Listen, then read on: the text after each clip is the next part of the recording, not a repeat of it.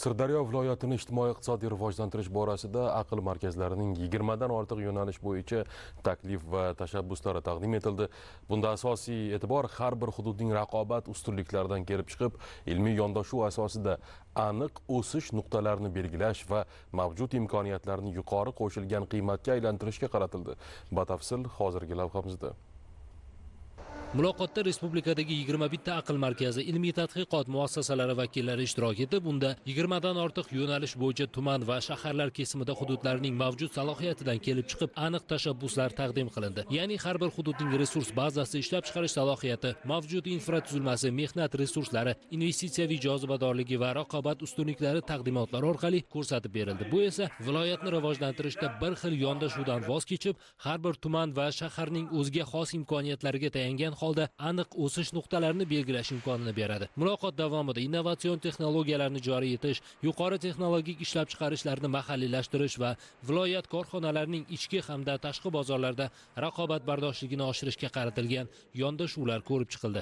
Taqdimotlarda turli sohalar, qurilish arxitektura sohasidan to qishloq xo'jaligi sohalari, masalan baliqchilik, sholichilik, paxtachilik, shu bilan birga turizm sohalari, raqobat siyosati bo'yicha, iqtisodiy yo'nalishdagi sohalar bo'yicha va Sirdaryo viloyatini ijtimoiy-iqtisodiy rivojlanishda o'zini bevosita turtki beradigan va kelgusida mana shu yalpi hududiy mahsulotni oshirishga xizmat qiladigan taqdimotlar qabul qilindi va kelgusida ilm ahli, ya'ni aql markazlari va oliy o'quv muassasalarini olimlari bilan birgalikda mana shu Sirdaryo viloyatida ilm fan va sanoat birga integratsiyalashgan holda ishlashga kelishib olindi. Hozirgi kunda markazimiz tomonidan 106 ta tashabbuslar ishlab chiqildi. Bu tashabbuslar barcha tumanlarni qamrab olingan va 106 ta mana shu takliflarimiz tuman shahar hokimlari bilan, viloyat hokimligi bilan va loyiha tashabbuskorlari bilan hammasi bilan kelishildi va xalq deputatlari viloyat kengashi sessiyasida bu muhokama qilinib tasdiqlanadi.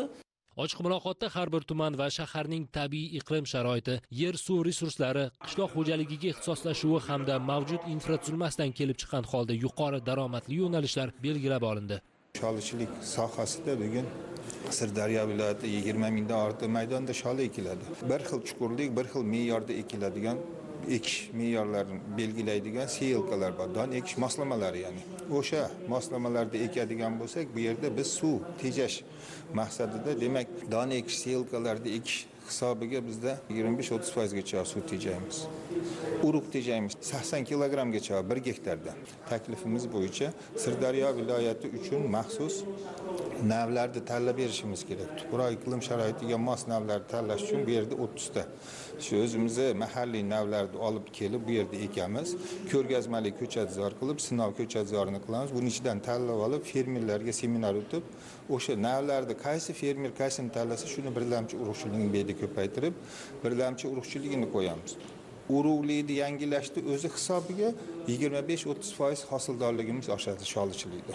Hududlarni kompleks rivojlantirishda fazoviy hududiy strategiyalarni ishlab chiqish ham dolzarb ahamiyat kasb etadi. Bunda ishlab chiqarish, transport, muhandislik, kommunikatsiya va ijtimoiy infratuzilma obyektlarini o'zaro bog'liq holda joylashtirish, iqtisodiy faollik markazlarini shakllantirish hudud rivojlanishini ta'minlaydi. Bu taqdimotda davlatimiz rahbari bergan mahallalarni rivojlantirish, ularni master rejasini ishlab chiqarish bo'yicha aniq vazifalar bergan edilar. Oliy ta'lim vazirligi bilan birgalikda bizning universitetimizga 33 ta mahallalar Sirdaryo viloyatida berilgan edi. Biz har bitta mahallaga borib, o'rganib, demak, oxirgi 2-3 oy ichida ularga tegishli bo'lgan master rejalarni ishlab chiqdik. Sohil bo'yi loyihasini biz talabalarimiz ishlanmalar qilib berildi. Bir qator Sirdaryo hududiga qanaqa qilib turistlarning jozibadorligini oshirsa bo'ladi. Nimalar qilishimiz kerak? Turistlar o'sha demak o'zini hududdagi muammo va imkoniyatlardan kelib chiqqan holda qanaqa yechimlar berishimiz kerak? Mana yo'l masalasi, undan tashqari investitsiyaning jozibadorligini oshirish bo'yicha o'sha investorlarimizga nima qilishimiz kerak?